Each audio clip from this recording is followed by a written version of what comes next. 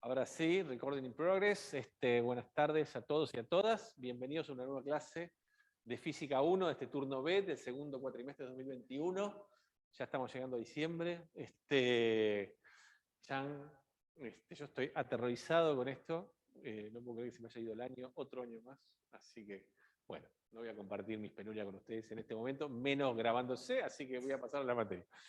Como les decía, para mí cuerpo rígido es uno de los temas más lindos de la materia, el problema de cuerpos de fuerzas centrales, que condensa todo, teorema de conservación con gravitación, es un tema súper lindo. El otro tema para mí es después lo que queda es relatividad, que también es un tema lindo, pero me parece que es algo como un bonus track de la materia, digamos. Pero el fuerte de la materia es la mecánica clásica, ¿está bien? La mecánica newtoniana. Y hoy vamos a ver cinemática del cuerpo rígido, ¿está bien? O sea, básicamente lo que vamos a plantear es no la parte dinámica, sino cómo se transforma en ecuaciones el hecho de pedirle que un cuerpo que sea rígido. ¿Está bien? Eso es un poco el asunto del día de hoy. ¿Está bien? Hoy voy a innovar con una pavada, que ya lo hice en alguna clase, que es poner algunos cuadraditos para tapar la clase, para tapar las partes y no tener que mostrar los resultados de antemano. Así que espero ser lo suficientemente dúctil con sacar el lapicito y volverlo a poner. Estuve ensayando antes, así que vine más temprano a ensayar. Espero que me salga bien. ¿Cómo va? ¿Todo bien? Así que bueno. Entonces, primera definición de cuerpo rígido, como se pueden imaginar. Pero bueno, esto es importante. Un cuerpo rígido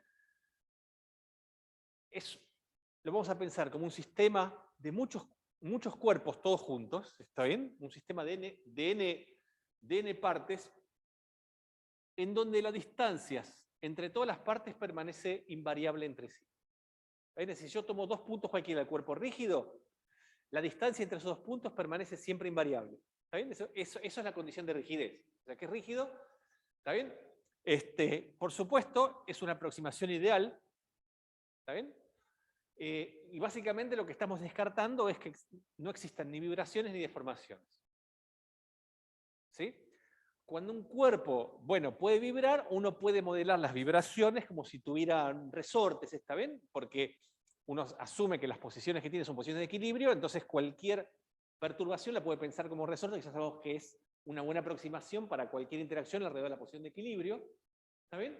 Pero si ya uno le permite deformarse al cuerpo, el problema cambia rotundamente, ¿está bien? Porque si uno le permite deformarse, entonces un cuerpo sólido que se puede formar, ya se empieza a parecer mucho a un fluido. Y para resolverlo hay que resolverlo no, digamos, con las ecuaciones clásicas para fluidos, que se llaman las ecuaciones Navier-Stokes, que ustedes las van a ver en profundidad cuando cursen estructura 1, ¿está bien? Y lo que es la mecánica de cuerpos, se llaman viscoelásticos, digamos, es un tema que se estudia mucho en la frontera entre ingeniería, matemática y física. Y es un área también totalmente abierta y con problemas súper desafiantes. ¿Está bien? Pero eso se los dejo, digamos. Pero lo que les quiero mostrar es cómo a veces una pequeña simplificación reduce completamente la matemática. O sea, esta matemática, vamos a ver, ahora van a ver que está un poco en la frontera de lo que estamos acostumbrados a ver esta materia, digamos. ¿Está bien? Sin embargo, es una matemática sencilla respecto de si permitimos que los cuerpos puedan deformarse o vibrarse. ¿Está bien? Entonces, el hecho de que decís, bueno, ya estamos dando un primer paso, ¿está bien? Ya no consideramos a los cuerpos como puntitos, vamos a considerar que tienen dimensiones. ¿Está bien? Ahora, fijado que tienen dimensiones, fijado que tienen un volumen, ¿está bien? Vamos a pedirle que esos cuerpos sean rígidos, para poder tratarlos matemáticamente con lo que sabemos hasta ahora. ¿Estamos? ¿Me escuchan bien en casa? ¿Cómo va por ahí?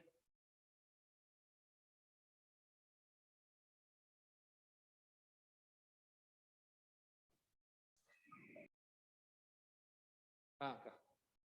Acuérdense que me cuesta leer el chat. ¿Se escucha mejor ahora? Bueno, no sé. No hice nada. Acá son testigos que no hice nada. ¿Está bien? Magia. ¿Creemos en la magia o no creemos en la magia los científicos? ¿Qué hacemos? ¿Qué diremos? Bueno. Entonces, cuando sos un cuerpo rígido, va a ser lo siguiente. ¿Está bien? Vamos a pensar un cuerpo rígido como un conjunto de celdas. ¿Está bien? Como un conjunto de cubitos. O sea, vamos a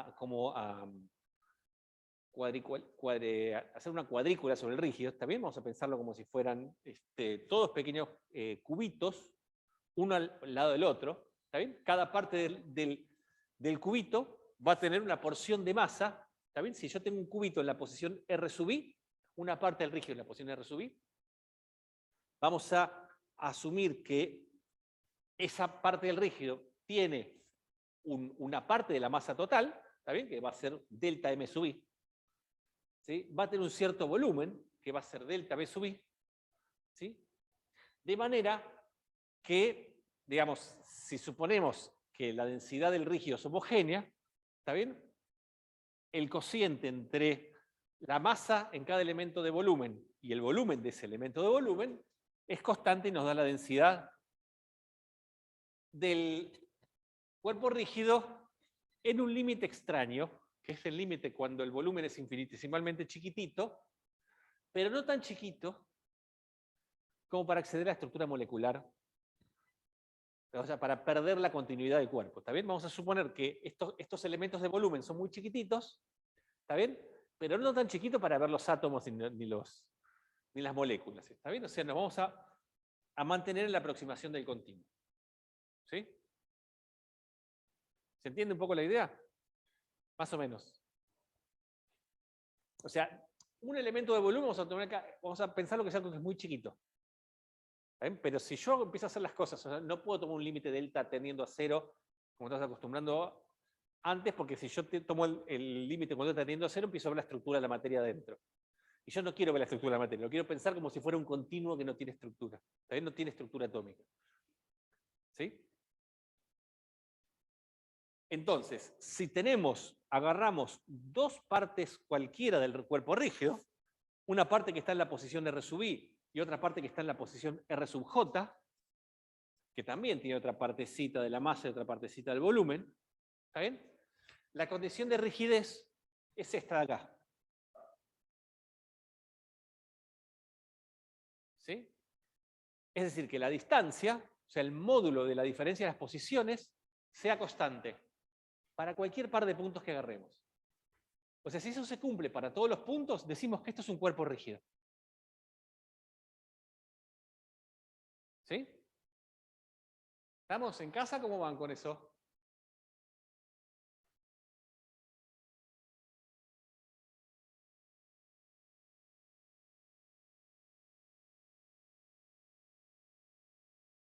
Bien, Ezequiel, gracias por la respuesta.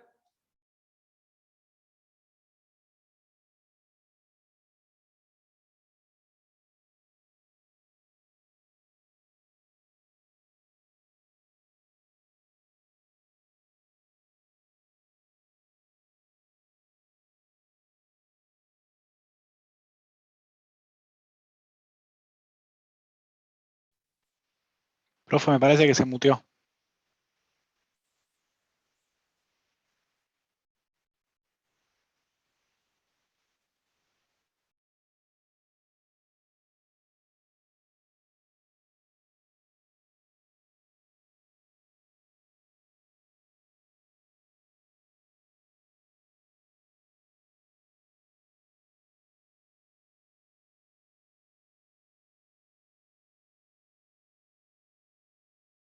Ahí está. ¿Ahí estamos? ¿Me desmuteé? Sí, todo bien. Bien, muy bien.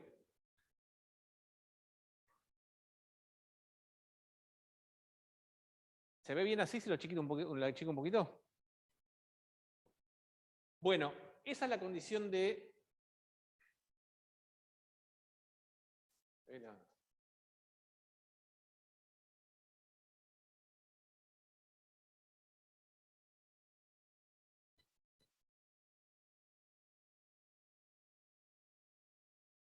Esa es la condición de rigidez, lo que te decía, ¿no? Los elementos de volumen tienen que ser chicos, pero no tanto como para entrar en el dominio molecular. ¿Está bien? Chico, man non troppo. Y la relación en cada elemento de volumen, si la densidad es constante, es que la masa que contiene cada elemento del volumen es proporcional a través de la densidad con el volumen de dicho elemento. ¿Está bien? ¿Cómo calculo la masa del cuerpo rígido? Bueno, simplemente sumando todas las masas de todos los elementos. ¿Está bien? Esta suma la podemos hacer discreta, pero si vamos al límite en donde esto se hace muy chiquito, haciendo esta salvedad que les conté ahora, ¿está bien?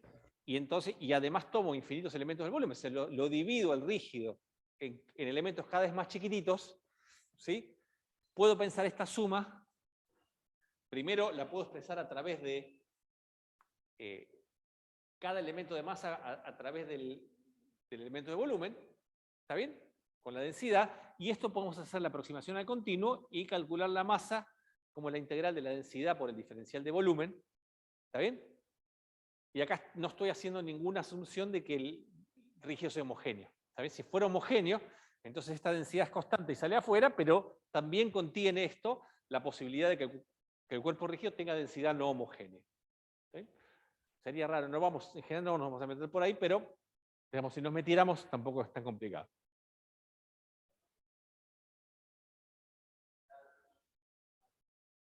Sí, porque justamente acá me estoy contradiciendo un poco. En realidad, lo que quiero decir es que, en principio dejo abierta acá. Valentín me pregunta si acá dice densidad I, cuando acá no lo decía. Y la verdad es que sí, porque estoy asumiendo, digamos, antes cerré el abanico muy pronto, digamos, ¿está bien? Pero estoy asumiendo en realidad que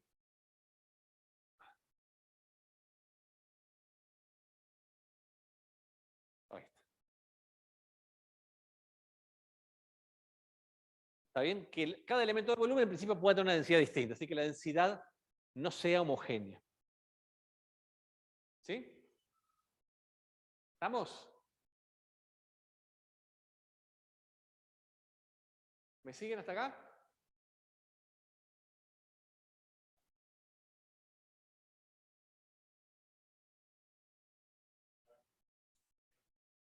Si la densidad variara, quiere decir que esta densidad no sería constante, sino que dependiera de la posición.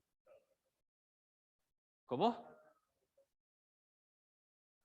Esta densidad va a depender de la posición. Esta densidad sería un campo escalar. ¿Está bien? O sea, esa ρ, si variara, sería una función de R3 a R, en donde en cada posición del espacio puede tomar un valor distinto. Si ese valor fuera el mismo en todas las posiciones del espacio, entonces esta ρ sale afuera y acá simplemente te queda la integral de volumen. ¿Sí? ¿Estamos hasta acá? Hoy por eso, hoy vamos a ver condición de rigidez, vamos a introducir toda la notación de este tipo de cosas. ¿Preguntas en casa? ¿Me pongo en plano? Ah, con esta cámara estoy en plano en todos lados, no me voy de plano. ¿Está bien? ¿Preguntas? ¿No preguntas entonces?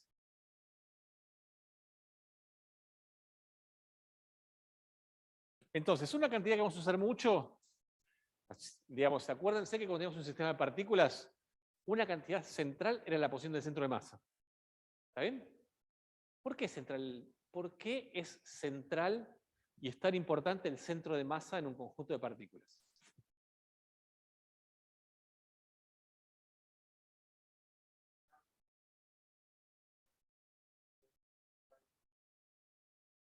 Perdón, el tema del barbijo es un tema, digamos, así que te pido disculpas, pero antes...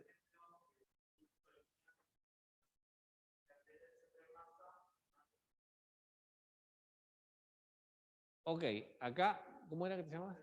Federico. Federico me dice que son importantes porque podíamos calcular el impulso lineal o el impulso angular desde el centro de masa. Si yo no te entendí mal, quizás te estoy sobresimplificando. Eso está bien, pero no es la respuesta más apropiada a la pregunta que hice. ¿Por qué es importante el centro de masa? Y está levantando la mano Cristian.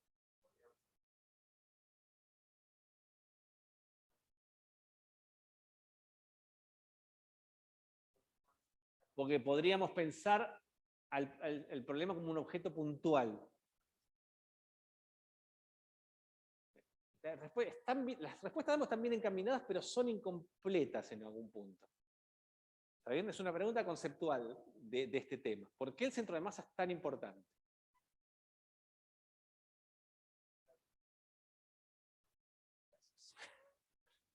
Porque puedo evaluar el movimiento del sistema como si fuera un único punto. ¿Y por qué eso? Eso está bien lo que decís, pero de vuelta, le falta algo más. No porque el centro de masa yo lo puedo definir independientemente que el cuerpo sea rígido o no. ¿Está bien? O sea, un cuerpo rígido es un sistema de n partículas que además cumple la condición de rigidez. ¿Sí? O sea, pero para cualquier sistema de partículas yo puedo definir bien el centro de masa, independientemente si es rígido o no. ¿Alguna respuesta? Además de la que están haciendo.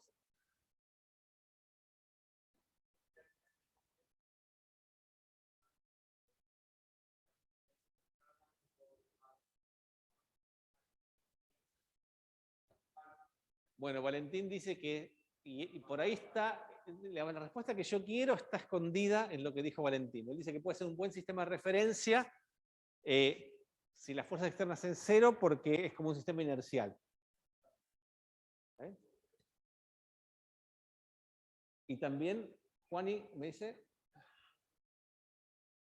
también puedes medir el torque del centro de masa. El centro de masa es un punto interesante porque además, digamos, en particular para los torques, la relación de que el diferencial del impulso angular era igual a la sumatoria de los torques externos, en el centro de masa no importaba si el centro de masa era un sistema inercial o no. O sea, era un punto bárbaro, digamos, para la relación entre impulso angular y torque. ¿Está bien? Pero la respuesta que está sobrevolando acá, en realidad, es que el centro de masa es importante porque, digamos, las fuerzas externas de mi sistema me determinan cómo se mueve el centro de masa como punto. ¿Está bien? Y eso está contenido en todas las respuestas que ustedes han dado, pero les faltaba ese ingrediente. ¿Está bien? Es decir, ¿yo por qué puedo pensar, digamos, que la aproximación de cuerpo puntual es buena? O sea, si yo tengo un conjunto de partículas, como la trayectoria del centro de masa depende solamente de las fuerzas externas, si yo voy a mirar solamente la traslación de ese cuerpo, o la traslación del centro de masa, yo puedo pensar ese cuerpo como cuerpo puntual. Pero básicamente el centro de masa es importante por eso, porque su movimiento queda determinado por la suma de fuerzas externas. ¿Está bien? Y ese es el punto importante que estaba por, o sea,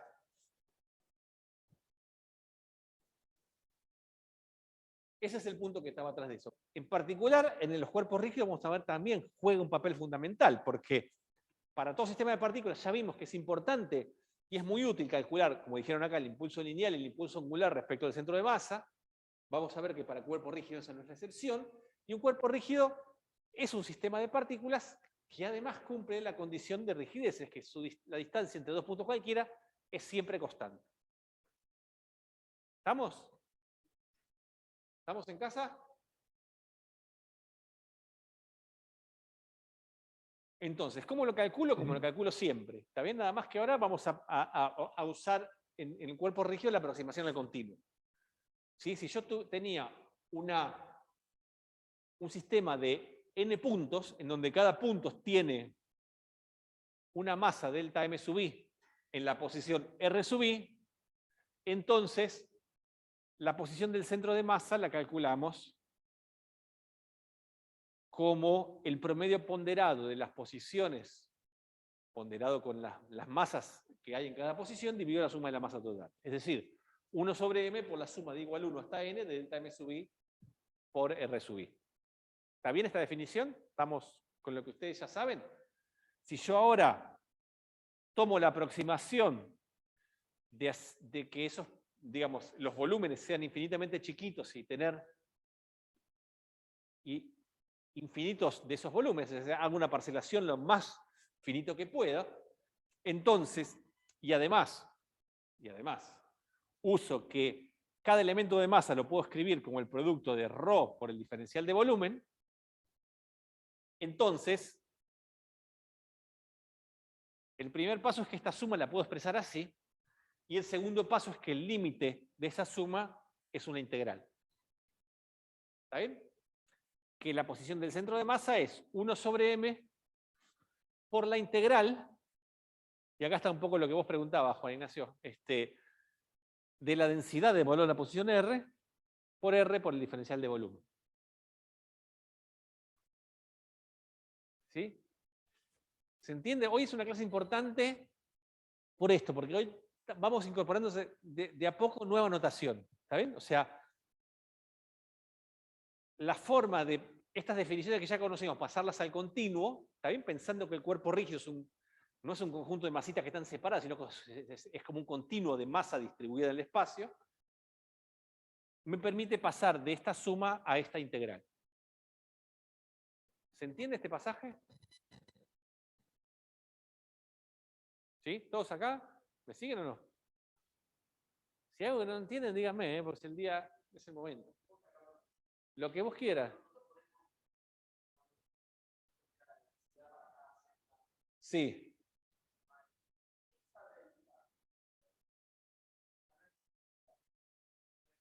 No es un diferencial, es como una D rara para simplemente tener presente de que no es un diferencial en el sentido estricto. Claro, en la integral sí. Eso se llama la aproximación al continuo. Simplemente es decir, bueno, mira, yo lo pienso como si tuviera un continuo de masa distribuida. También lo mismo según los fluidos. También lo pensás como un continuo, exactamente. Y estoy usando esto, ¿está bien? Que en cada...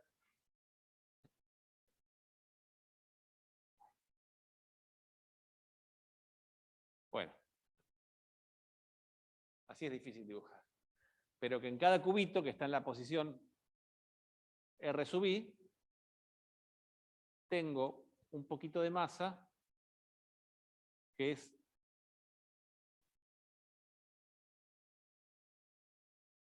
la densidad local por el elemento de volumen. No sé si aclaro o oscurezco con esto, porque me quedó peor la letra de lo que pensaba, pero ¿sí? Se los hago para los que están acá.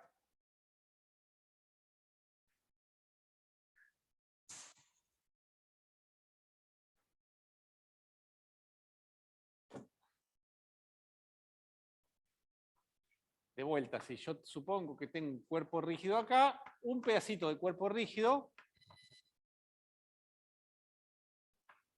en ese pedacito que tengo colocado en la posición R sub I, tiene una cantidad de masa que yo lo puedo expresar como la densidad en ese punto por el volumen de ese punto. ¿Sí? ¿Se ve desde casa lo que dibujo en el pizarrón? Le falta un poquito de definición a la cámara, me parece. ¿Tengo que escribir más fuerte o escribir más grande? Un poquito de ambas. Ok. Está bien. Igual, estoy tratando, es algo que ya está en el apunte, ¿está bien? Sí.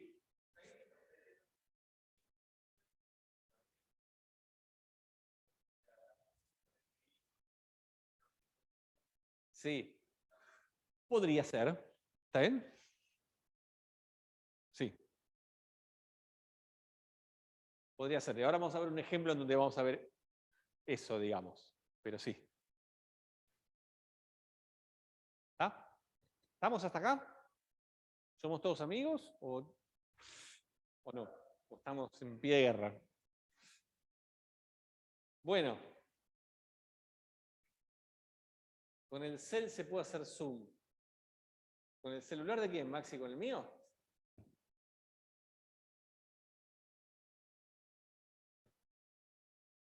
Bueno.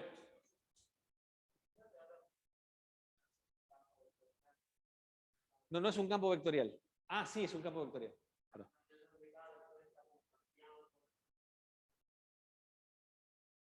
Claro. Fíjate que esto no es otra cosa que la aproximación al continuo de la definición del centro de masa. ¿Está bien?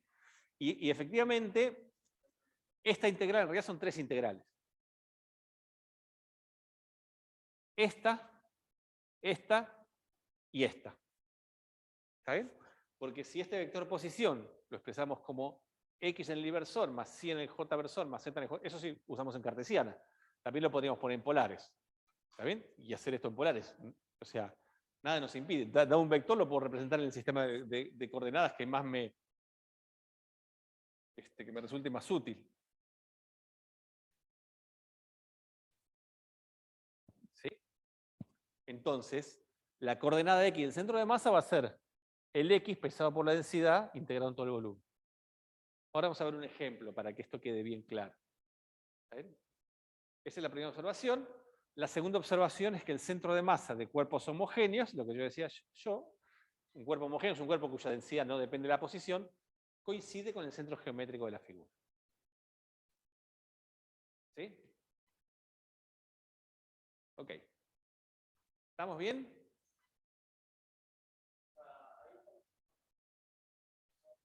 ¿Cómo? Sí, porque vos fijate que esas integrales es la posición del centro de masa.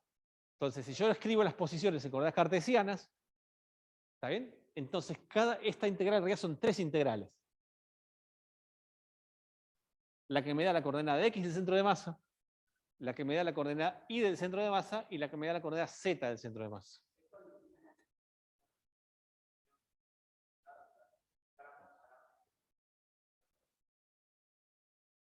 La función de densidad es una función escalar, no es una función vectorial. ¿Está bien? Porque es un escalar, la densidad es un escalar. Y como depende de la posición, es lo que se llama un campo escalar. Es como el potencial. Es una función que para cada punto del espacio tiene definido un valor. Pero ese valor es un escalar. No es un campo vectorial como es la fuerza, sino es un campo escalar como si fuera el potencial o la densidad. O la temperatura. ¿Sí? ¿Estamos?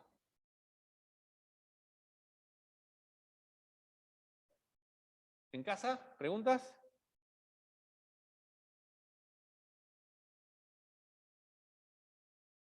Como ejercicio, esto, ¿cómo anda?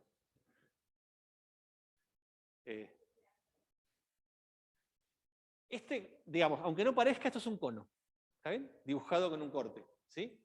Entonces, esto es un cono que si uno se lo imagina tiene, digamos, si uno lo hace girar, se ve como un cono, y quiero calcular el centro de masa de este cono macizo. ¿Está bien? Voy a suponer que toda la masa del cono está uniformemente distribuida, ¿sí? Este es el eje de simetría del cono. ¿Está bien? La base tiene radio R. ¿Sí? Y voy a querer calcular cuál es el centro de masa del cono. ¿Está bien? Para calcular el centro de masa del cono, dado que el sistema, digamos, si el cono es homogéneo, ¿está bien? Entonces, por cualquier argumento de simetría podemos ya asumir de que el centro de masa del cono tiene que estar sobre el eje. ¿Está bien? Porque si tiene la misma cantidad, digamos, o sea, tiene la misma cantidad en cualquier dirección que nos fijemos, también a izquierda a derecha, en cualquier dirección radial, entonces el centro de masa para cada plano tiene que estar ubicada siempre en el punto medio. ¿Se entiende ese argumento de simetría? Exactamente, exactamente. ¿Está bien? Entonces, el centro de masa tiene que estar en el eje seguro. ¿Está bien? Lo que no sabemos es a qué altura. Porque ahora sí, por la forma del cono, uno tiene más masa abajo que arriba, entonces es de esperar de que el centro de masa tiene que estar de la mitad para abajo. No sé dónde, pero de la mitad para abajo. ¿Está bien? Entonces, el centro de masa tiene que estar sobre el eje de simetría, pero si queremos conocer la posición exacta del centro de masa, como ya sabemos que está en el eje, solo nos faltaría conocer cuál es la coordenada z del centro de masa. ¿Sí?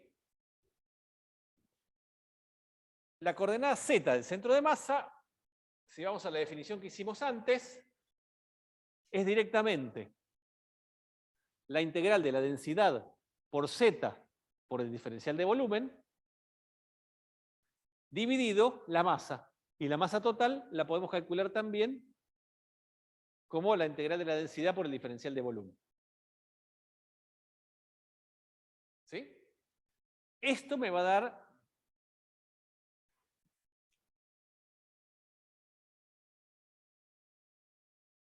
la coordenada z del centro de masa, que es lo que vamos a averiguar ahora. ¿Sí? ¿Estamos?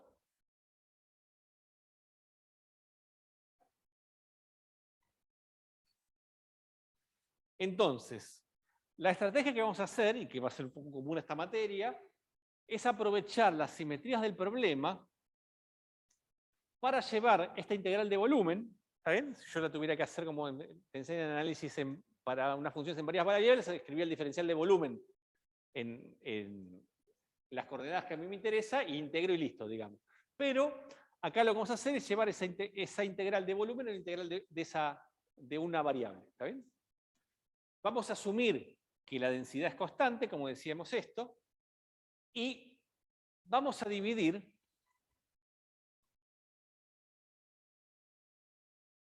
el cilindro, perdón, el cono,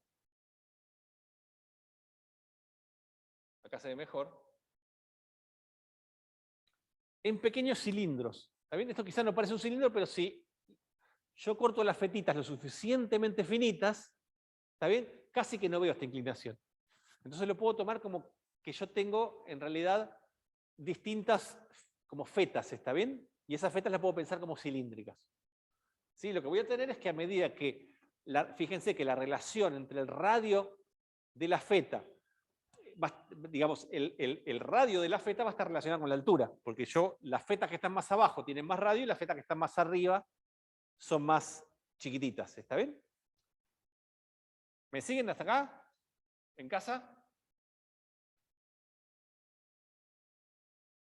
La relación entre el radio y la altura va a estar dada por una relación trigonométrica relacionada a este ángulo del cono, al ángulo que forma el lado con el eje de simetría. ¿Está bien? Si el ángulo del cono es el ángulo que forma el eje de simetría con el lado del cono, se llama alfa. ¿Está bien? Y yo tomo una feta de altura infinitesimal diferencial z, que está a una altura z de la base, siendo h la altura del cono y r el radio del cono. Entonces fíjense que la tangente de ese ángulo, ¿está bien?, que es cateto opuesto sobre adyacente, lo puedo escribir como R mayúscula sobre H mayúscula, o como, si yo me fijo en este triangulito de acá, R, que es el cateto opuesto, R minúscula, y esta distancia que está acá, que es H menos Z.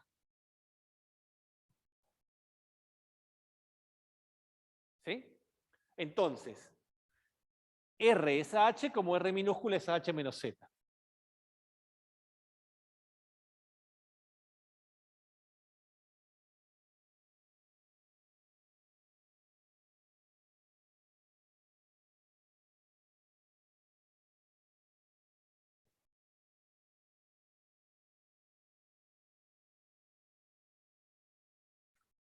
Y eso, fíjense que me da una relación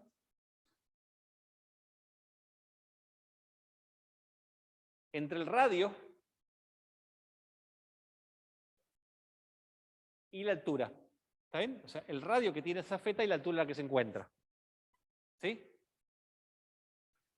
¿Estamos bien hasta acá?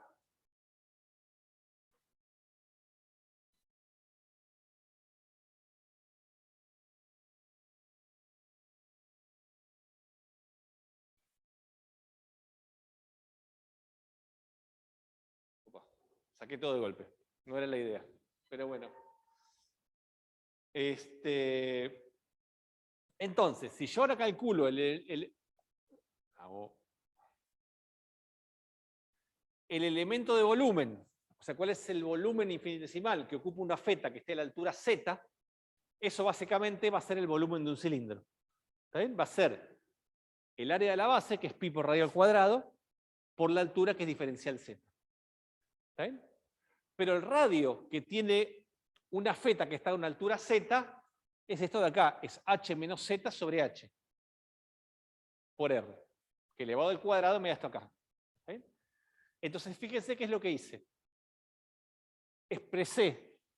¿Está bien? Acá es lo que hablamos antes. Fíjense que entonces cada elemento de volumen depende de la posición.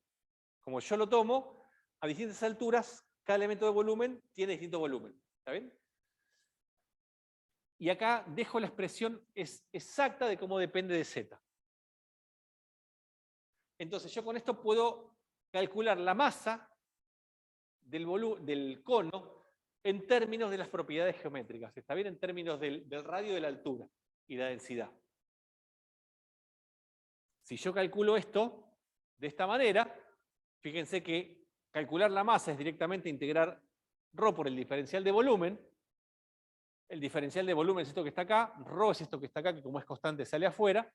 Entonces básicamente es integrar este diferencial de volumen, que me olvidé qué cosa acá. Diferencial z. ¿Sí?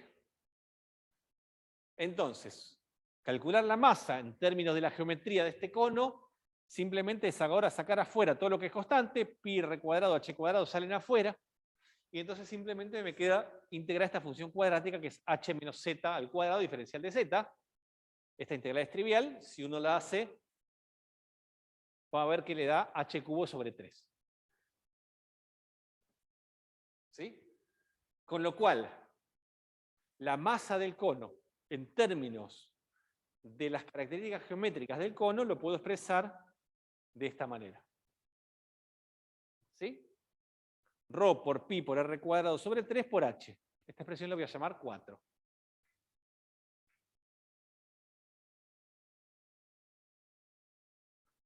Fíjense que no estoy haciendo nada, cómo las cosas a veces se complican con poco. ¿Está bien? Conceptualmente, estamos calculando la posición del centro de masa.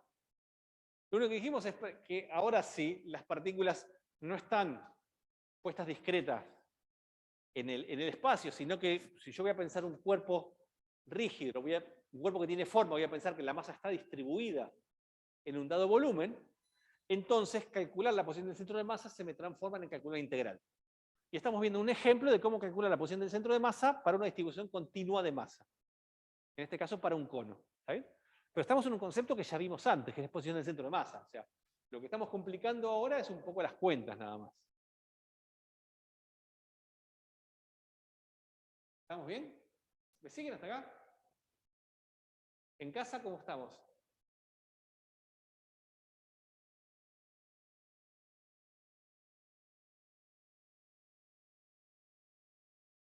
¿Todo bien?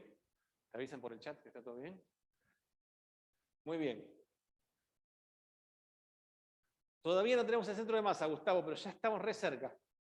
Exactamente. Ahora el centro de masa, si te acordás, el centro de masa era la integral de ρ por z por el diferencial de volumen dividido en la integral de ρ por diferencial de volumen. O sea, la definición de centro de masa en continuo era esto de acá. Nosotros acabamos de calcular la integral de abajo, que me da h sobre 3. Ahora vamos a calcular la integral de arriba. ¿Sí? Entonces agarro la integral de arriba. ¿Está bien? Y bueno, calcular esta integral, si ahora ya tengo quién es el diferencial de volumen, que era la parte más difícil, meto el ρ y el diferencial de volumen que tenía antes, ρ por pi por r cuadrado sobre h cuadrado salen afuera, y ahora lo que tengo que calcular es esta integral, h menos z al cuadrado por z por diferencial z. ¿Sí? ¿Me siguen o se perdieron?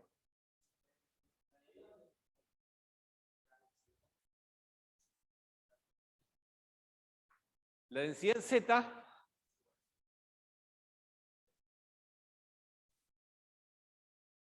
quedó acá. O sea, la densidad es igual en todos. Lo que cambia es el diferencial de volumen en z.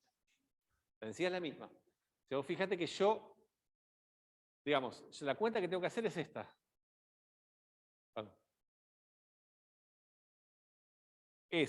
Una es esta.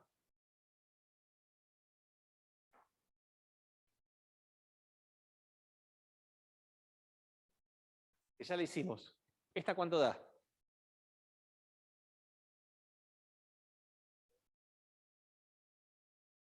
Esto que está acá. Y la otra que tenemos que hacer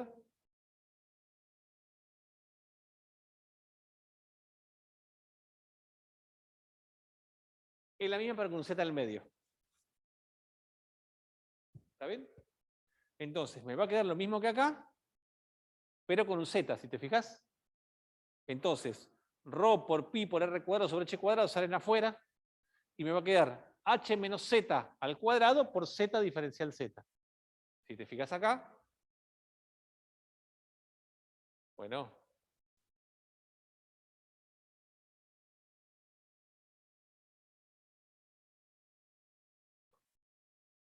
me queda pi, ρ por pi por r cuadrado sobre h cuadrado salen afuera, h menos z cuadrado por z diferencial z. Es la misma integral que antes, nada más que acá tengo un z.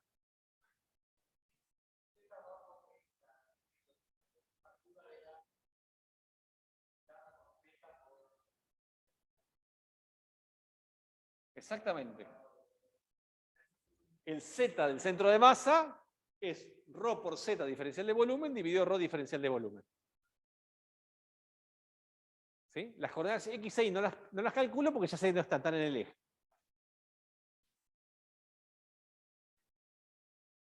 ¿Estamos?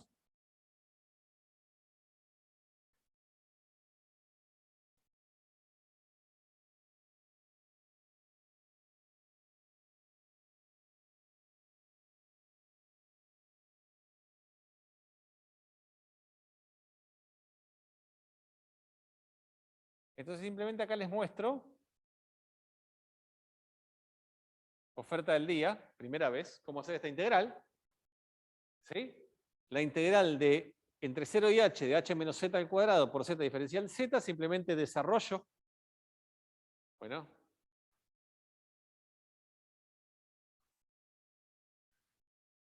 Este h menos z elevado al cuadrado, o el cuadrado del binomio, ¿está bien? Después lo multiplico por z y después me quedan tres integrales.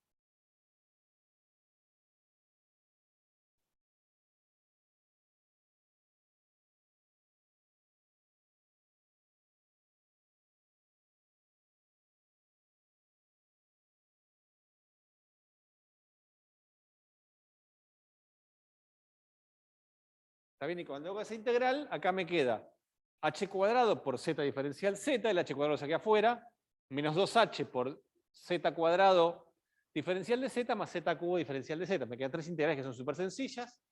Las hago, las evalúo en h, entre 0 y h hago Barrow.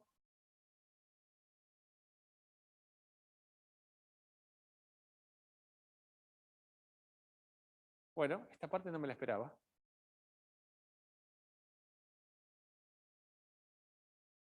¿Está bien? Calculo acá y esta integral me da h cuadrado, h a la cuarta sobre 12. Cuando la meto con lo que saqué acá, me queda, sin h cuadrado dividiendo, me queda que esta integral es ρ por z diferencial de b, la integral de arriba me queda todo esto.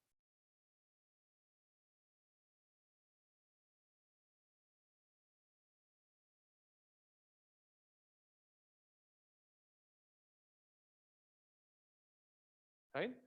Entonces, la coordenada z del centro de masa para este cono, me queda la integral de arriba, divido la integral de abajo, como las dos tienen la misma constante, que es ρ por pi por r cuadrado, me queda h cuadrado sobre 12 dividido h sobre 3, y esto me da efectivamente h sobre 4, y lo que me dice es dónde está el z del centro de masa. ¿Está bien? Está a un cuarto de la altura del cono. ¿Sí? Es un poco el ejercicio que queríamos hacer. ¿Estamos bien? ¿Siguieron la cuenta en casa?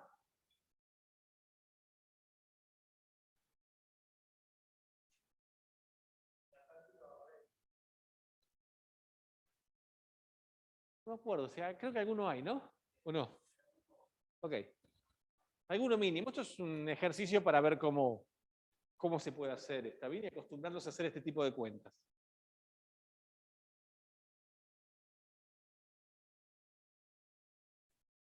Ahora sí, vamos a pasar a los movimientos.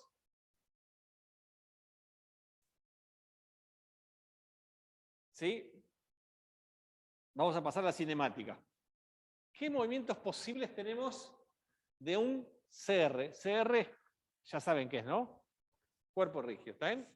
Entonces, en un cuerpo rígido vamos a tener 3 movimientos posibles. ¿Sí? O el cuerpo hace una traslación pura. Si hace una traslación pura, eso quiere decir de que en un instante dado, todos los puntos del cuerpo se mueven con la misma velocidad. Si en un dado tiempo, todos los puntos del cuerpo, la velocidad de cada uno de los puntos del cuerpo es la misma para todos. ¿Está bien? Eso no quiere decir que sea igual todo el tiempo, pero para ese instante es la misma para todos. O sea, todos tienen la misma velocidad. Si todos tienen la misma velocidad, ese cuerpo se está haciendo una traslación pura. El otro movimiento posible es una rotación pura, es decir, el cuerpo rígido gira alrededor de un dado eje, y vamos a empezar por acá después. Y el tercer movimiento es una combinación de los primeros dos, y es el movimiento más general de un cuerpo rígido. ¿Está bien? Que haga un movimiento rototraslatorio. Es decir, que su movimiento sea una superposición de una rotación más una traslación. ¿Está bien? En donde el cuerpo rígido, rota alrededor de un eje, y ese eje se traslada todo con una velocidad que es la misma para todos los puntos del eje. ¿Está? Esos son los 3 movimientos posibles que vamos a ver.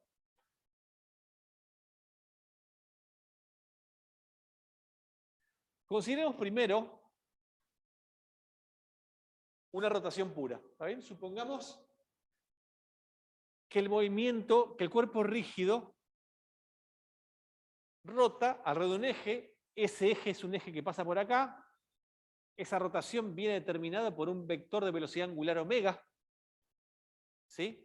Hacemos un corte transversal a ese omega en un punto del cuerpo rígido. ¿Está bien? Y lo que descubrimos es que si eso está rotando, entonces todos los puntos del cuerpo rígido están describiendo circunferencias alrededor del eje de rotación del rígido. ¿Está bien? Entonces, cada punto en este plano está describiendo un movimiento circular. ¿Sí? Si agarro un punto en la posición R sub i, que está acá, respecto fíjese que voy a tomar 2 sistemas de referencia. Una posición respecto de intersección entre el plano y el eje, que le voy a llamar el punto O, que es el centro de la circunferencia. ¿Está bien? Entonces, respecto de ese punto O, bueno, la posición R sub i es la posición del cuerpo respecto del eje en ese mismo plano. ¿Está bien? Su módulo, en este caso, va a ser el radio de giro. ¿Sí? Y B sub i es la velocidad de ese punto. ¿Está bien? Que si está describiendo un movimiento circular va a ser perpendicular a R sub i. Y también vamos a considerar un sistema de referencia, un punto O', que no está en el mismo plano que esté en otro punto del eje. Y en ese caso, la posición del punto I respecto a este sistema O' la voy a llamar R' sub i. ¿Estamos bien con el esquema este? ¿Se entiende para todos en casa?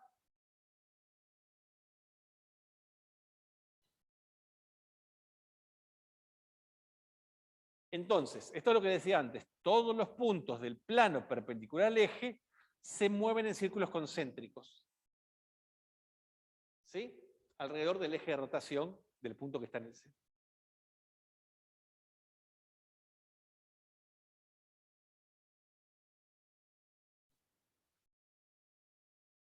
La condición de rigidez, ¿está bien? Lo que me impone es que todos los puntos de ese plano giren el mismo ángulo en la misma cantidad de tiempo. Porque si eso no sucediera, entonces los puntos se estarían alejando o acercando entre sí y ya no sería un cuerpo rígido. ¿Está bien? O sea, todos los cuerpos en un dado intervalo de tiempo tienen que girar el mismo ángulo. ¿Está bien? Si es un cuerpo rígido. Y eso hace que entonces todos los cuerpos, todos los puntos en ese plano tengan la misma velocidad angular. O sea que la velocidad angular para todos esos puntos sea el mismo θ punto en el z versor. ¿Sí? Entonces, si tenemos que todos los puntos giran con esa velocidad angular, ¿sí? Entonces sabemos que la relación, por lo que vimos en cinemática, si se acuerdan, pasamos en muchas clases, pero probablemente alguna mente memoriosa lo recuerde. si yo tengo un movimiento circular, la relación entre el vector velocidad y el vector posición respecto al origen era el producto vectorial de la velocidad angular por la posición. ¿Se acuerdan de esto?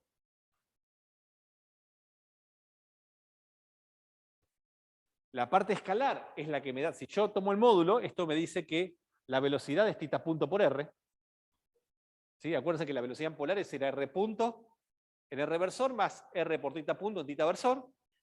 Si el radio de giro es constante, entonces la velocidad me queda r por θ punto. ¿Está bien? Un movimiento circular es r por θ punto. Y el tema vectorial venía porque uno lo puede expresar así, cuando uno define el omega como el vector que va en la dirección del plano perpendicular, el producto vectorial de omega por r me da la dirección directa de la velocidad. ¿Sí? Pero si recuerdan de cuando terminamos cinemática en 2 dimensiones, mencionamos que uno podía escribir la velocidad en el movimiento circular de esta manera. ¿Está bien? Si bien que no se acuerdan mucho, repasen esa clase, me la preguntan en la clase que viene. ¿Sí? ¿Estamos por acá en casa?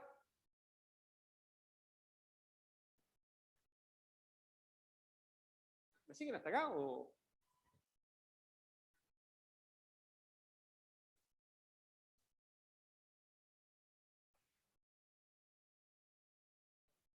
Entonces, tengamos en cuenta que si el sistema está rotando alrededor del eje y esa rotación es un momento de rotación pura, como dijimos, todos los puntos del eje en este caso tienen una velocidad cero, tienen velocidad nula.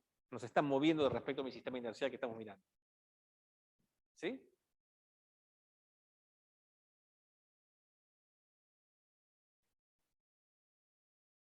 Claro, porque estamos diciendo, mira, yo voy a considerar que este cuerpo rígido está rotando alrededor de un eje. Entonces ese eje está en reposo, lo que estoy diciendo. ¿Está bien? Porque si ese eje no estuviera, digamos, se estuviera trasladando, entonces la velocidad de los puntos del eje, digamos, no sería cero, pero entonces el movimiento no sería una rotación pura, porque eso estaría girando alrededor del eje y ese eje se estaría trasladando. Sería un movimiento roto translatorio. Dijimos, no, vamos a empezar primero por un movimiento de rotación pura. ¿Está bien?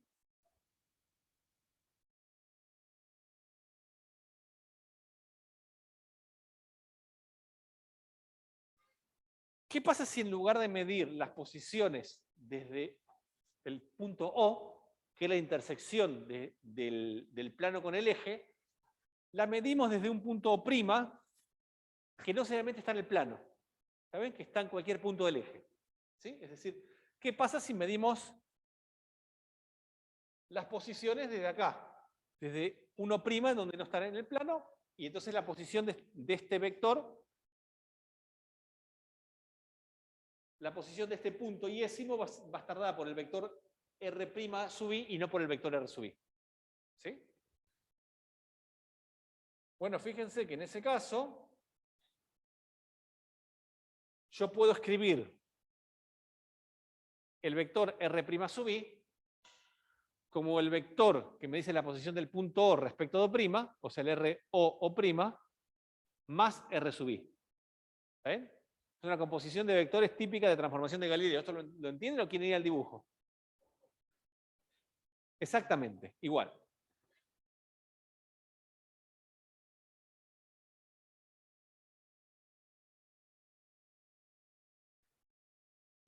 Entonces, si hacemos eso, ¿está bien? Entonces, en este caso, la velocidad del punto, que lo voy a llamar BI', sería omega por RI', ¿está bien? RI' lo escribo como RO' más RI', más RI, perdón.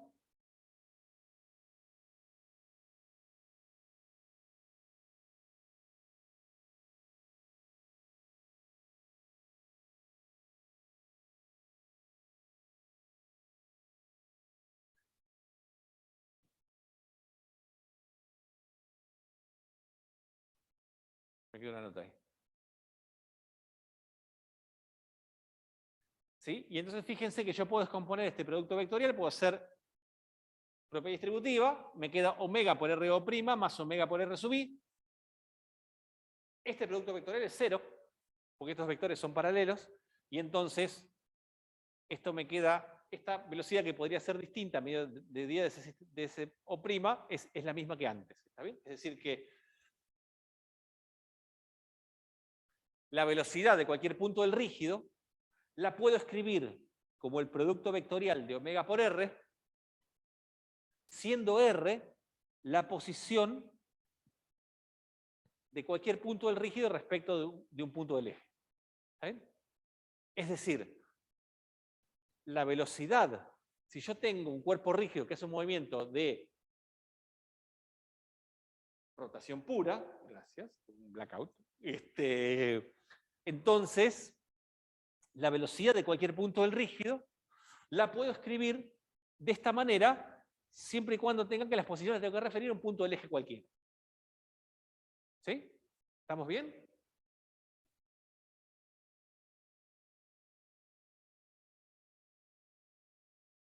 Pero bueno, entonces, acá viene la parte también interesante, porque si ahora a ese movimiento de rotación le superponemos un movimiento de traslación del eje, supongamos que ahora el eje se mueve con un movimiento de traslación B sub O, o sea, todos los puntos del eje se mueven con una velocidad B sub O, entonces, ahora ya no por una rotación pura, sino por un movimiento rototranslatorio cualquiera, que es el movimiento más general de un cuerpo rígido, la velocidad de cualquier punto del rígido la puedo expresar como la velocidad de un punto del eje más omega por la posición de cualquier punto del rígido respecto de cualquier punto del eje. ¿Sí?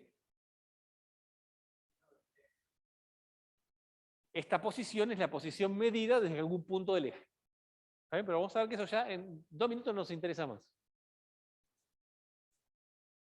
Ese ruido me tiene... ¿Es el viento? Es el viento, ¿no? Con algo que lo está moviendo.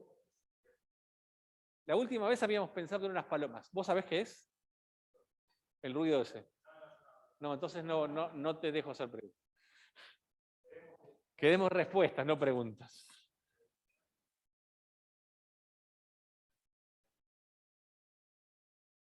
Porque la misma velocidad para todos los puntos, ¿de qué? Para todo. ¿Hasta acá lo entendés? ¿O tampoco?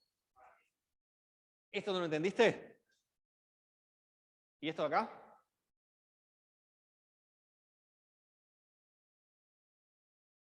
Vamos para arriba. ¿Esto de acá? ¿Esto de acá, sí? Perfecto. Entonces yo lo que estoy diciendo es, fíjate.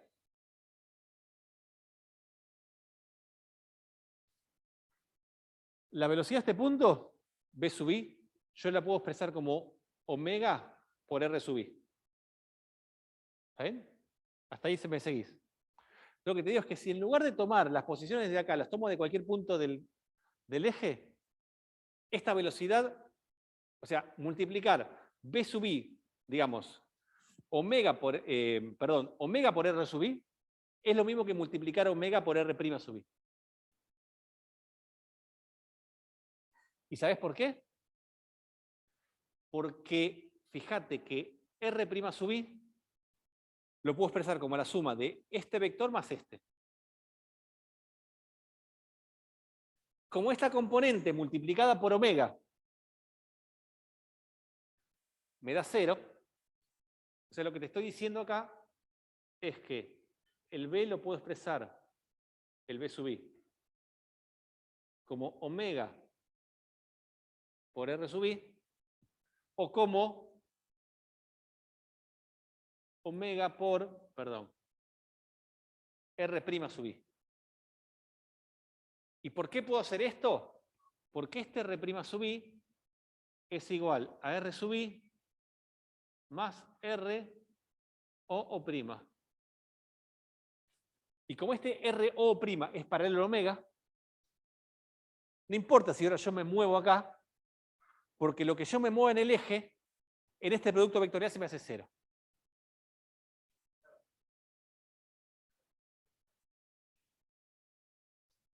El R sub I cambiaría, pero el producto vectorial de R sub I por omega es el mismo que el de R sub I por el de R' sub I por omega.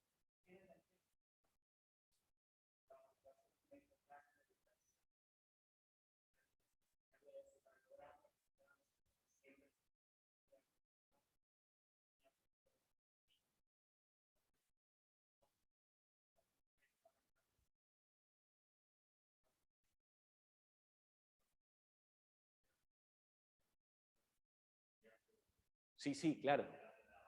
El R sub I cambia, pero entonces vos fijate que el B sub I es omega por R sub I. Si el R sub I cambia, el omega cambia.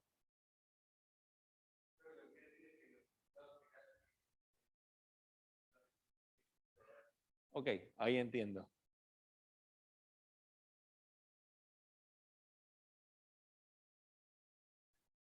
Cuando yo lo ponga, no puse el R sub I porque ya ahora estoy diciendo que esta es una posición cualquiera de rígido. No lo estoy etiquetando, o sea, estoy asumiendo ahora, si yo pongo un punto sub I, yo estoy asumiendo que ahí tengo como una masita puntual. Yo en algún momento paso a pensar el rígido como si fuera una distribución continua de masa. Entonces, en cualquier posición del rígido, si el rígido está haciendo un movimiento de rotación pura, la velocidad la puedo calcular acá. Esto tiene implícito el I. Si esa es la pregunta que te interpretó bien. Tiene implícito el I. O sea, este R es una posición del rígido, de un pedacito del rígido. Si R es un vector, no un vector cualquiera, sino un vector que te indica la posición de una parte del rígido, la velocidad de esa parte del rígido viene dada por esta expresión, si el movimiento es de rotación pura. La única condición que tenés que tener es que esta posición está medida desde algún punto del eje de rotación. Nada más. ¿Cómo? ¿Qué es lo que dice al lado? Exactamente, que tuve la precaución de escribirlo para no olvidarme. ¿Está bien? ¿Estamos bien?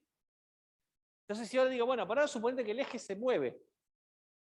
Si el eje ahora hace un movimiento de traslación, entonces todos los puntos del eje se mueven con la misma velocidad. Supongamos que esa velocidad es v sub o, que no dije que sea constante, puede depender del tiempo, ¿está bien? Pero lo que sí, todos los puntos tienen la misma velocidad. Entonces, en ese caso ya no tenemos una rotación pura, sino tenemos una superposición de rotación más traslación.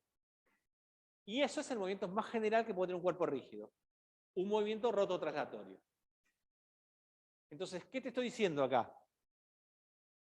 Que si yo tengo un cuerpo rígido, ¿está bien?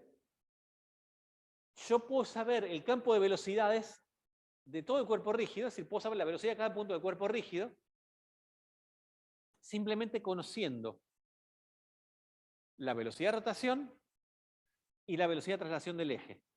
Y por supuesto la geometría de ese cuerpo rígido. ¿Sí? Porque este R es lo que me dice dónde están todos los puntos del cuerpo rígido respecto de un punto del eje. ¿Sí? Conocer eso es conocer la geometría del cuerpo rígido.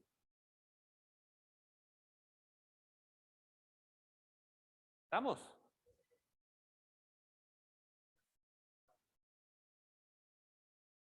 Sería, por ejemplo, la rueda de los autos. ¿Está bien? Sería esto también, mirá.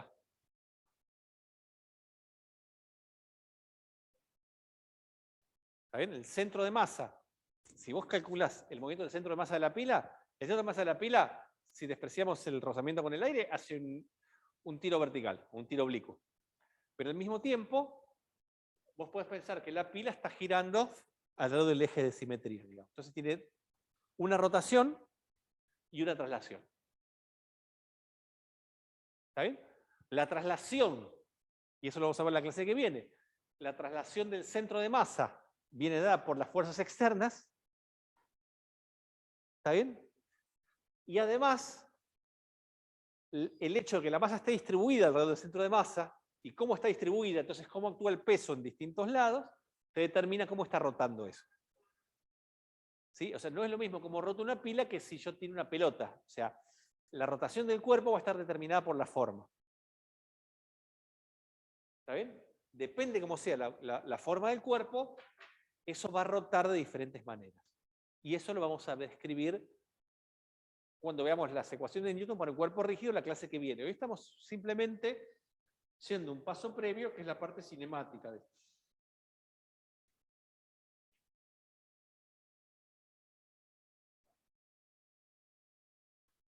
También el omega podría moverse. Pueden pasar un montón de cosas complejas, exactamente.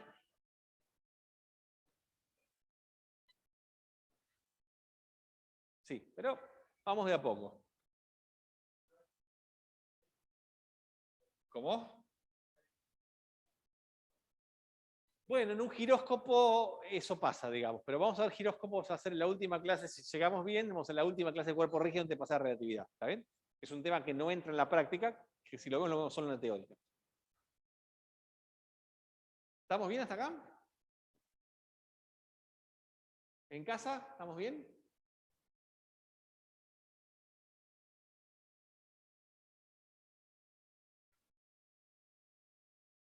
Sí, ¿no? Tutto bene, bien. Muy bien. Entonces, ahora supongamos que agarramos dos puntos del cuerpo rígido. Vamos a llamarlos esos puntos P y Q.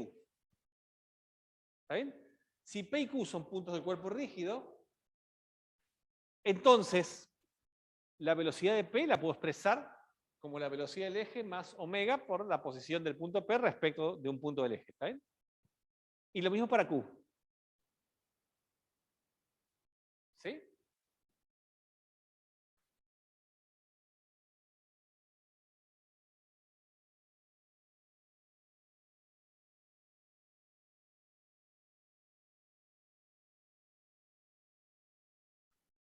Entonces, fíjense que si yo ahora hago resto estas ecuaciones, ¿está bien?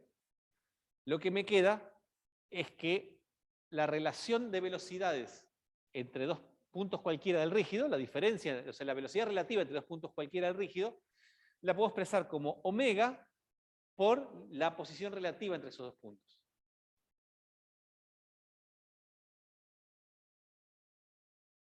¿Está bien? Entonces, eso lo primero que nos dice es que si yo tengo un cuerpo rígido,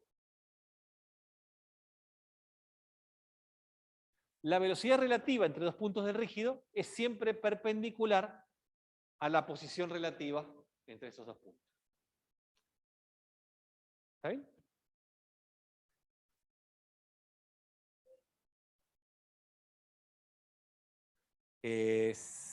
Lo van a ver en la práctica, si yo no me equivoco, ¿no? Fer, hay una expresión práctica que lo muestra perfectamente, así que no los quiero spoilear. ¿Sí? Lo que vamos a ver ahora es lo siguiente. ¿Cuál es la relación entre la condición de rigidez por definición, que es que la distancia entre cualquier par de puntos del rígido sea constante para todo tiempo y para todo par de puntos, y el campo de velocidades? ¿Está bien? Entonces, si yo tengo, primero veamos esto. Si yo tengo que, dados dos puntos, este es un cuerpo rígido, entonces yo tomo dos puntos P y Q, cualquiera rígido, la distancia entre esos dos puntos es constante. ¿Está bien? Si la distancia es constante, el módulo de la distancia también es constante.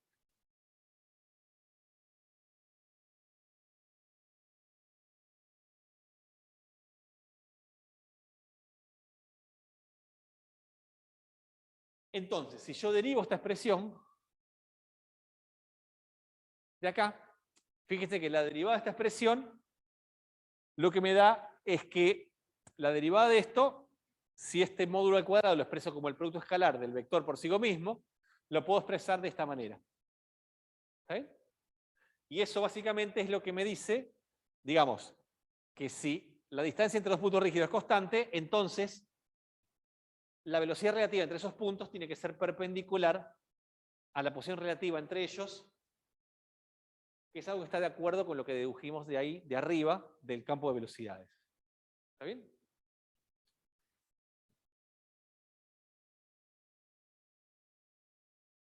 Y también, ¿sí?, vamos a ver que el hecho de que se cumpla la relación del campo de velocidades, es decir, que la relación entre las BP menos BQ sea igual a omega por RP menos RQ, lo cual venía del campo de velocidad de un cuerpo rígido, implica necesariamente que la distancia entre esos dos puntos, cualquiera que sean, es constante para todo tiempo. ¿Está bien? Y eso lo podemos deducir de acá.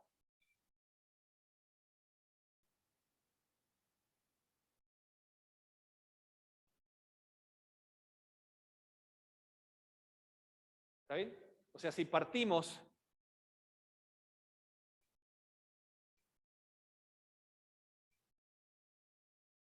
bueno, perdón, ¿eh? No me responde. Es muy sutil el coso, porque yo te juro que estoy pensando.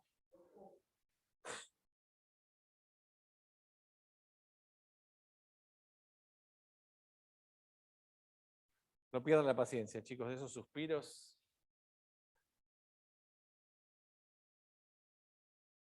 A ver si puedo.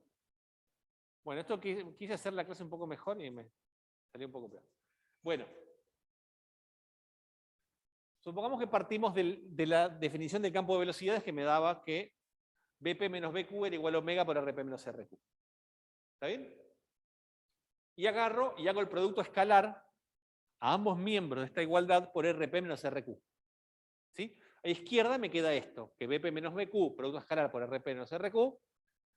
Y a la derecha me queda esto por RP menos RQ. Está claro que este producto escalar tiene que ser 0, ¿no es cierto?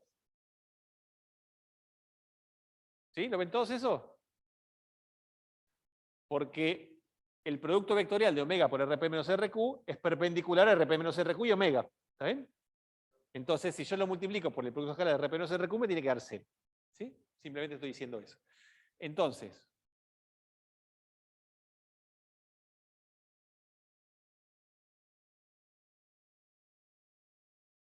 si yo, como esto es igual a 0, hago esta distributiva,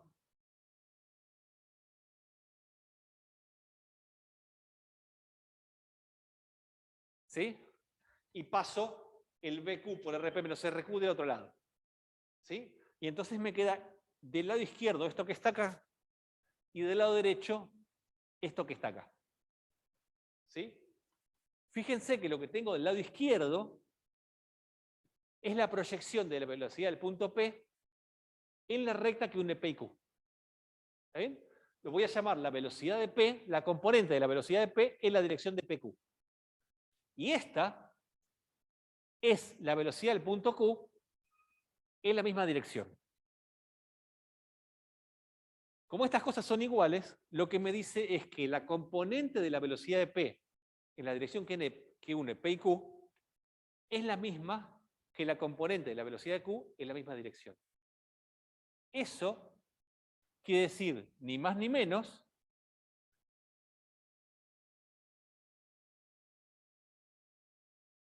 que si yo tengo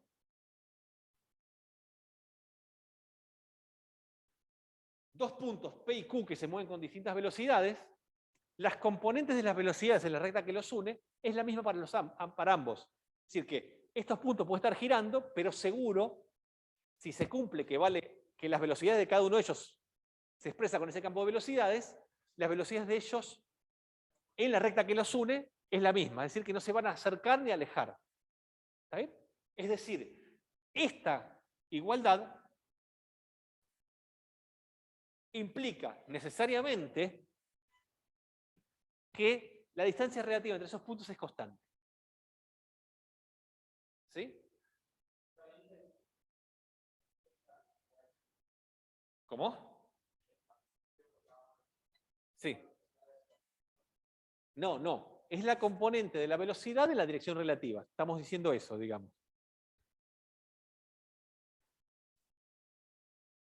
Entonces, lo que estamos diciendo es que, y esto es muy importante, y esto es la clase de hoy. ¿Está bien? Si yo tengo que recordar un resultado de la clase de hoy, algo importante es esto de acá. ¿Está bien?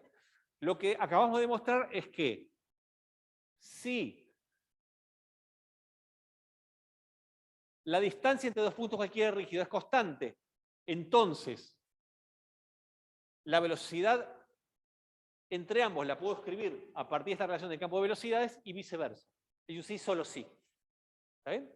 O sea que que si la condición de rigidez implica que la velocidad la escribo de esa manera, y si la velocidad la escribo de esa manera, implica que entre esos dos puntos la velocidad, la distancia relativa no cambia. ¿Está bien? Si eso vale para todos los puntos, estoy hablando de un cuerpo rígido. Entonces, en términos cinemáticos, la condición de rigidez, que es básicamente que la distancia entre dos puntos sea constante para cualquier par de puntos, se traduce a que la velocidad del punto P la puedo escribir como la velocidad del punto Q más la velocidad angular por la posición relativa de P respecto de Q. O sea, si esta es la condición de rigidez, esta también es la condición de rigidez.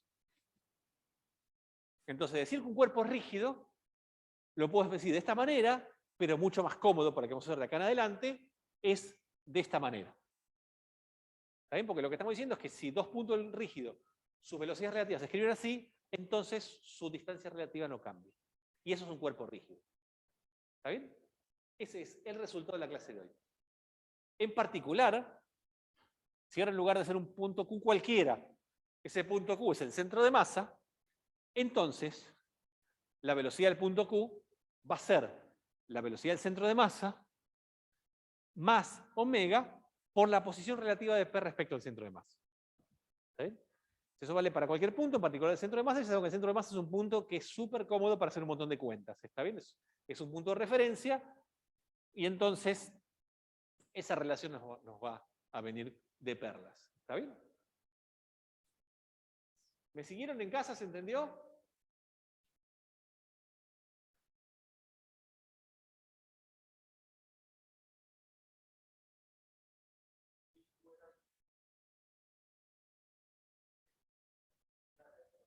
No, P y Q eran dos puntos cualesquiera. ¿Está bien? Ojo con esto, porque lo venís siguiendo, y de repente se te escapó este tema, digamos.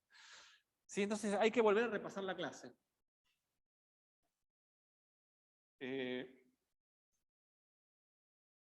Es un tema, es cuando, viste, cuando, no sé, te hacen un lago del sur y de repente el lago se hace profundo de golpe, estás caminando, haces dos pasitos y si no sabes nadar te ahogaste. Bueno, esto es lo mismo, digamos.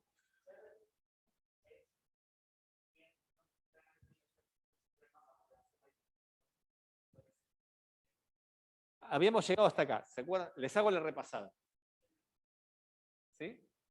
Si el cuerpo hace un movimiento de rotación pura, la velocidad de cualquier punto del cuerpo es el producto vectorial de omega por R, donde R es la posición de ese punto respecto del sistema, respecto de cualquier punto del eje. ¿Estamos hasta acá? Si ahora el eje se mueve, el eje se traslada, entonces simplemente a esa velocidad le sumo la velocidad de traslación, como hacíamos en una transformación de Galileo común. ¿Está bien? Entonces la velocidad de cualquier punto del rígido la puedo escribir de esta manera. Acá, esta V sub O es la velocidad del eje de rotación, y esta posición es la posición respecto de un punto del eje de rotación. Puede ser el mismo punto O. ¿Está bien? O sea, hasta ahí son esas cosas particulares. Pero después, digo, bueno, tomemos dos puntos cualesquiera. No importa que estén en el eje, no importa que estén en dos puntos cualquiera. ¿Quiénes son esos puntos? Vamos a llamarlos P y Q. Son dos puntos que hay en cualquier parte del rígido. Entonces, si yo hago esto, escribo la velocidad de P respecto al eje de rotación y la velocidad de Q respecto al eje de rotación, y resto estas ecuaciones, lo que me queda es que la velocidad de P es igual a la velocidad de Q más omega por RP menos RQ. En donde ya ni P ni Q están en el eje de rotación, ya son cualquiera. ¿Está bien? ¿Qué es esto que estoy diciendo acá?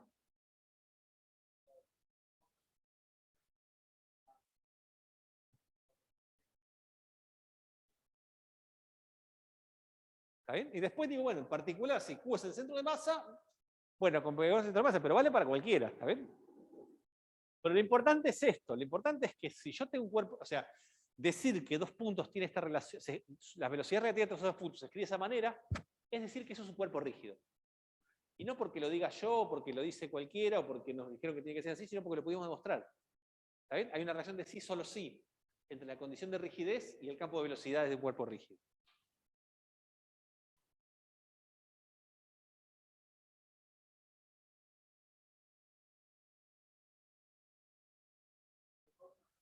Sí.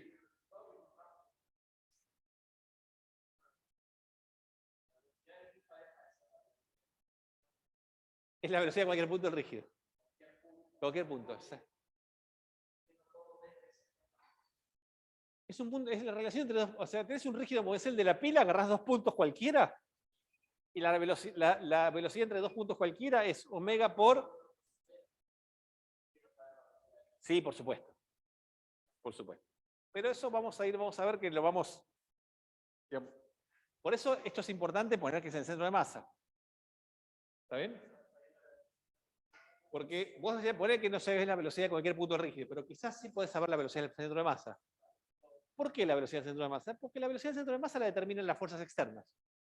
Como si fuera un punto, como cuando hacías cinemática del punto. Entonces vos haces cinemática del punto con el centro de masa, y una vez que sabes cómo se mueve el centro de masa, tenés que ver cómo se mueve el omega. Por eso vamos a hacer toda una guía de cuerpo rígido, lo vamos a ver acá, vamos a ver ejemplos, lo van a ver con los chicos en la práctica, ¿está bien? Vamos a ver que estas cosas están interrelacionadas. ¿Está bien? Pero si yo determino esa velocidad y conozco el omega, entonces, conociendo la geometría de mi cuerpo rígido, puedo saber cuál es la velocidad de cualquier punto. Procesando. ¿Sí? Muy bien. Esto son 6:30. Yo lo voy a saltear un poquito esto. Se los dejo. Acá lo que estoy demostrando, y quiero demostrar es, puede ser que este omega no sea la única para todos los puntos rígidos. Lo que les voy a mostrar es que si vale la condición de rigidez, ese omega tiene que ser la misma. ¿Está bien? Es un detalle nada más. Simplemente, o sea que, digamos, si un cuerpo está girando, la velocidad de rotación de un cuerpo rígido es la misma para todos los puntos, digamos. ¿Está bien? Lo voy a pasar de largo, pero la cuenta está acá en detalle. ¿Sí? Lo que digo es, supongamos entonces que si tengo un punto P y tiene una velocidad de rotación respecto a un eje O, si yo tomo otro eje que pasa por O', supongamos que tiene otra velocidad de rotación. Y lo que se puede demostrar es que ambas velocidades de rotación, si se cumple la condición de rigidez, ambas velocidades de rotación tienen que ser la misma.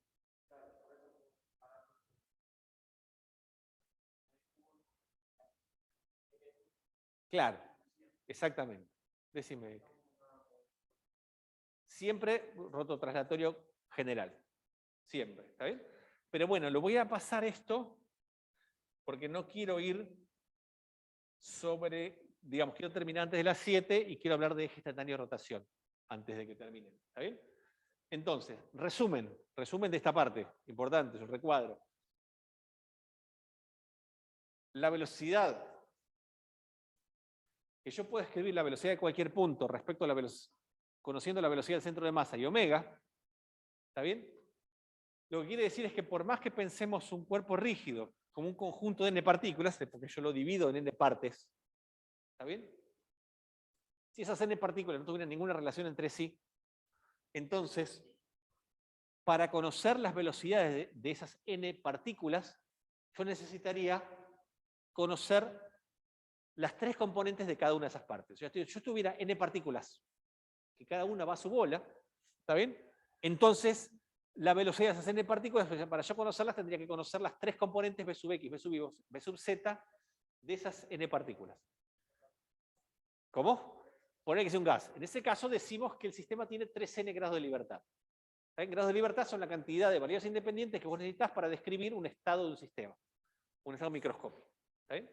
Acá lo que vemos es que la condición de rigidez me reduce drásticamente la cantidad de grados de libertad de mi sistema, porque lo que acabamos de ver es que si el cuerpo es rígido, es decir, si esas partículas no son un gas, sino que son un cuerpo rígido, entonces para conocer todas las velocidades de todos los puntos, necesito saber solamente las tres componentes de la velocidad del centro de masa y las tres componentes de la velocidad de rotación. ¿Está bien? De la velocidad angular. Entonces, conociendo solamente esos 6 numeritos, yo puedo saber, y conociendo las dimensiones de mi problema, puedo saber todo el campo de velocidades. Es decir, el hecho de que esas n partículas cumplan la condición de rigidez me baja los grados de libertad de 3n a 6. ¿Está bien? Y me reduce notablemente la dimensión de mi problema. ¿Está bien? Que es un poco lo que digo acá.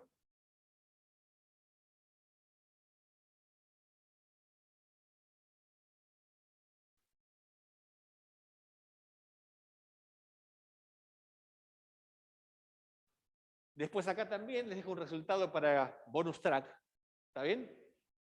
Que es que todos los puntos, digamos, si yo tomo una recta que es paralela al eje de rotación, todos los puntos de esa recta tienen la misma velocidad de rotación, la misma velocidad. ¿Está bien? Es decir, que si mi sistema está rotando alrededor de este eje y tomo una recta para ese eje, cualquier punto de esa recta tiene la misma velocidad, si se cumple la condición de rigidez. ¿Sí? Son resultados bonus track, que le decimos. Que yo digo, son resultados que son quizás no intuitivos, no hacen al corazón de lo que estamos, no es el concepto más importante, pero son resultados interesantes. ¿Sí? El último tema importante de hoy es... Se me fue.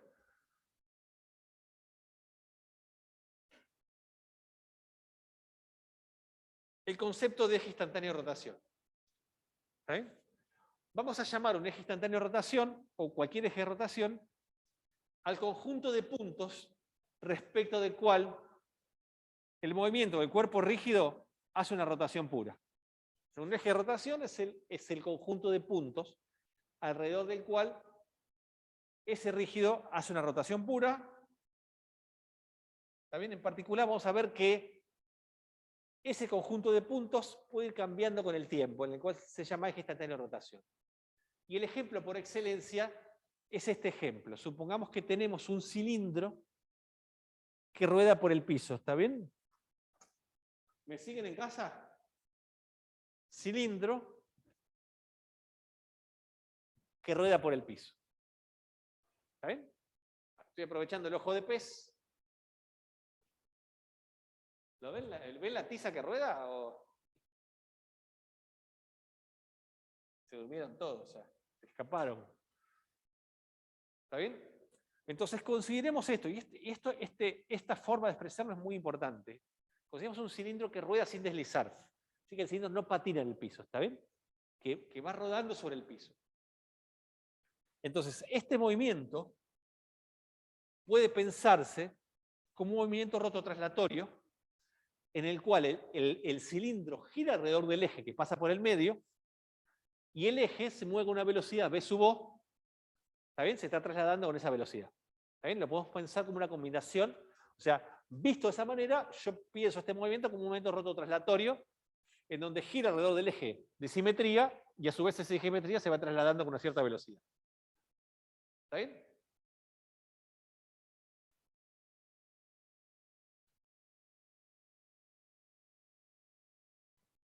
Y esto es muy importante porque si el cilindro rueda sin deslizar,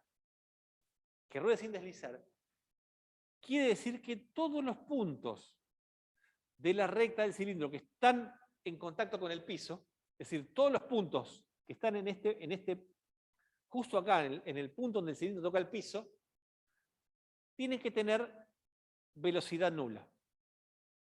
¿Está bien? Porque si rueda sin deslizar, quiere decir que cuando pasa por ahí abajo, la velocidad del cilindro, de ese punto del cilindro, es la misma velocidad que el suelo. Si no lo fuera, estaría deslizando. ¿Está bien? Porque si la velocidad fuera distinta, entonces estaría deslizando, estaría patinando. O sea, rodar sin deslizar implica que la velocidad de ese punto vale cero. ¿Eso está claro? Claro, exactamente. Entonces, miremos esta condición, y la vamos a mencionar mucho, se llama condición de rodadura. ¿Sí? Entonces, una condición de rodadura necesariamente implica que la velocidad relativa entre los dos puntos que están en condición de rodadura es la misma. No necesariamente cero. En este caso, la rodadura es entre un punto que está en reposo y un punto del cilindro. Entonces, en este caso, además de ser igual, ¿está bien? O sea, si llamamos Q al punto del cilindro que está en contacto con el piso y Q' al punto del piso que está en contacto con el cilindro, la condición de rodadura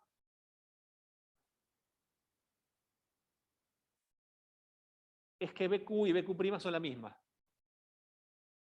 ¿Está bien? Es decir, que la velocidad relativa entre ambas es cero. En particular, como estos, en este caso, esa es cero. Decime.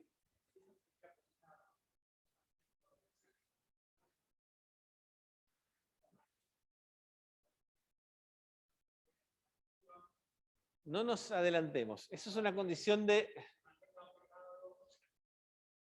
Después vemos cuáles son los mecanismos y cómo depende de las distintas circunstancias. Es un tema que vamos a trabajar bastante, digamos, y que es un tema que tiene sus sutilezas, ¿está bien? Pero no quiero entrar ahí hoy, porque quiero ir llevando el tema de a poco para no marearnos, ¿está bien? En principio, que haya rodadura quiere decir que no desliza. Y la condición que no desliza es que la velocidad de ese punto sea igual que el punto con el cual está tocando. En este caso es 0. ¿Sí? ¿Estamos bien hasta ahí? Bueno.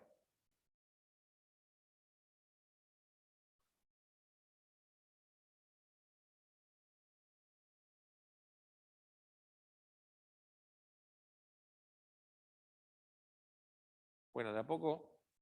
¿Está bien? Entonces yo planteo la condición de rigidez.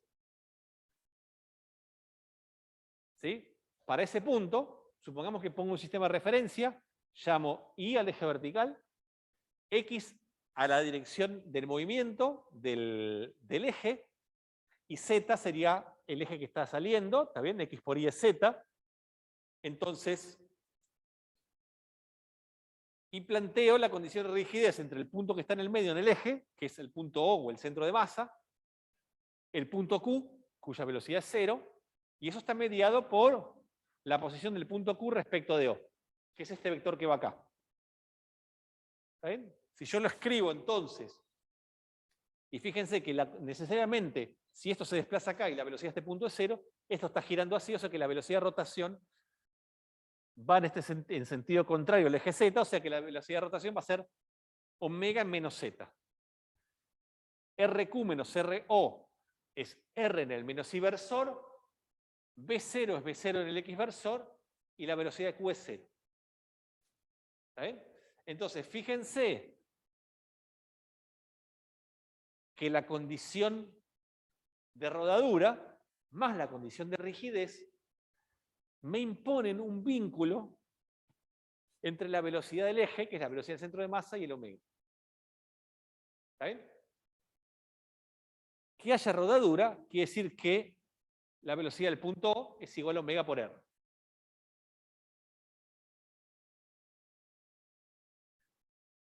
Y además, como decía él por ahí, me olvidé tu nombre, Federico. ¿Sí? Abuelo. Si yo ahora agarro y planteo la velocidad del punto P, donde P es cualquier punto en rígido, en términos de la velocidad del punto Q, ¿está bien? Como la velocidad del punto Q es 0, entonces fíjense que la velocidad del punto P lo puedo expresar como omega por RP menos RQ. ¿Y eso qué quiere decir? Que desde Q estoy viendo que solo rota. ¿Está bien? O sea, el movimiento del cuerpo rígido respecto de Q es una rotación pura.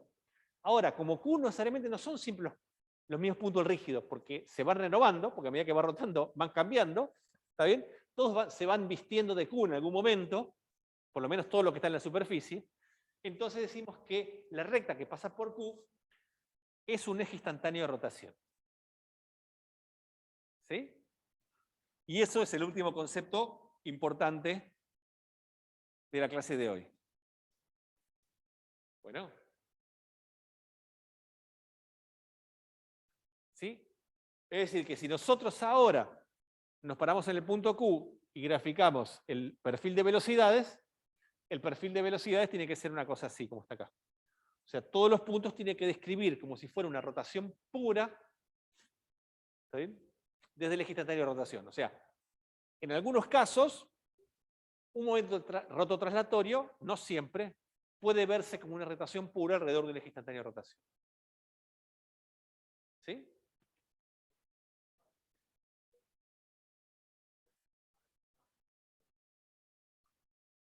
¿Esta recta? La recta que pasa por Q es para el eje de rotación. Es una recta que va así. El eje de rotación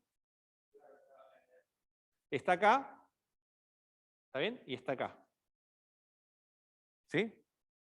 El eje de rotación es paralelo al eje de rotación.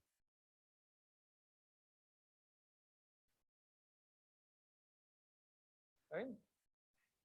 Listo, con esto terminamos la clase de hoy. ¿Estamos bien? Perfecto, en tiempo. Resumen. ¿Sí? El movimiento rototranslatorio más general de un cuerpo rígido va a estar caracterizado por la geometría del cuerpo, porque es el que me dice la posición de cada punto del rígido respecto, por ejemplo, al centro de masa. ¿Está bien? Y por dos vectores de velocidad. La velocidad de un punto cualquiera y la velocidad de rotación. ¿Está bien? Es decir, un cuerpo rígido, el campo de velocidad del cuerpo rígido, lo puedo expresar de esta manera, en particular si O es el centro de masa, esto me queda como la velocidad del centro de masa más la rotación alrededor del centro de masa. ¿Está bien? Sí, está claramente como siempre lo venimos viendo desde antes. ¿Está bien? Por eso siempre era tan importante dividir, pensar el impulso angular y el impulso lineal y la energía en términos del centro de masa. ¿Está bien? Porque en un cuerpo rígido acá queda claro que el movimiento de cualquier punto del rígido lo puedo expresar como el movimiento del centro de masa más la rotación alrededor del centro de masa. ¿Está bien? Y bueno, y eso, y lo que valía entre dos puntos cualquiera rígido, que ya lo vimos. ¿Está bien? Así que bueno, voy a dejar de grabar.